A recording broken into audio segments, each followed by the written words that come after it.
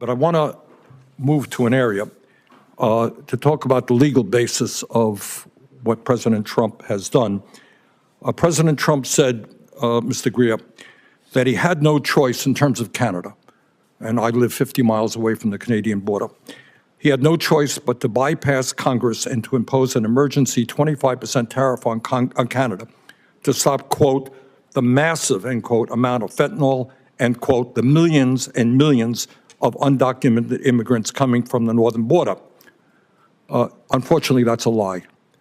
The truth is that the U.S. Customs and Border Protection reported just 43 pounds of fentanyl was seized at the Canadian border last year, representing just 0.2% of the total. Now, we could agree that 1 pound of fentanyl is too much.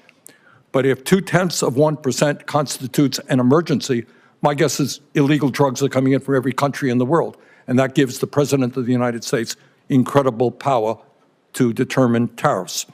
Further, he said he talked about millions and millions of undocumented immigrants coming from Canada. In fact, last year there were 24,000 people, not millions and millions. First question, really, we can argue about tariffs, but why does the President have to lie all of the time in order to make his point? So, Senator, I would just refute that when the President is talking about the nature of the emergency we have. I mean, could you talk a little bit closer into the mic, please? Certainly.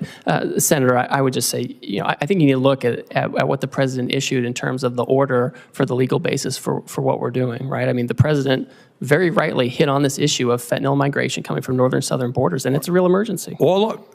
Drugs are a real emergency. 0.2%.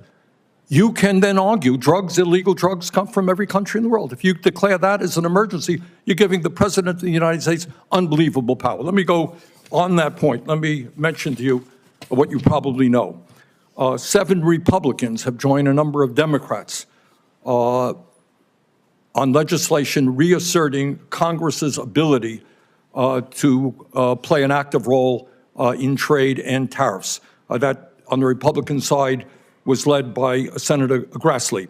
And he said, and I quote, "For too long, Congress has delegated its clear authority to regulate interstate and foreign commerce to the executive branch, et cetera, et cetera."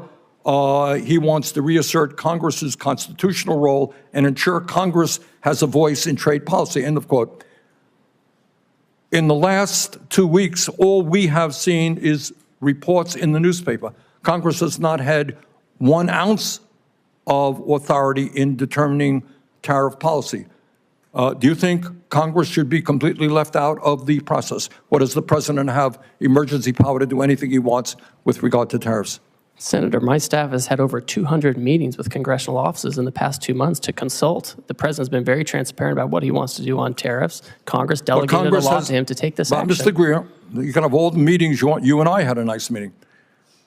But at the end of the day, the President did exactly what he wanted to do without any formal discussion with members of Congress. He could make recommendations to Congress, that's for sure. Do you really think that he has the power under an emergency degree to reorder the trade world, global trade policy, without any input from the United States Congress?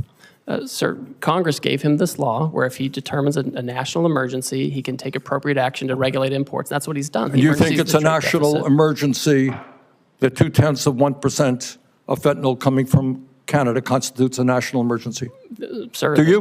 The President has determined that Canada... I'm asking you. You're asking me about drug policy. So I agree with the President. If you have China and Canada and Mexico putting drugs into this country at different levels, then that's an emergency. We have to deal with it. Look, we're not going to argue about the danger of drugs. 43 pounds of fentanyl.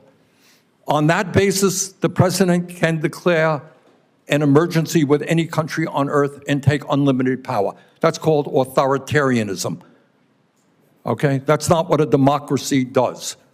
Do you have any concerns about all of that power going into the hands of the President? Sir, Congress delegated this power to the President. He has to renew the emergency every year. He has to give reports to Congress. Congress told him what he has to do to use this authority, and he's doing those things.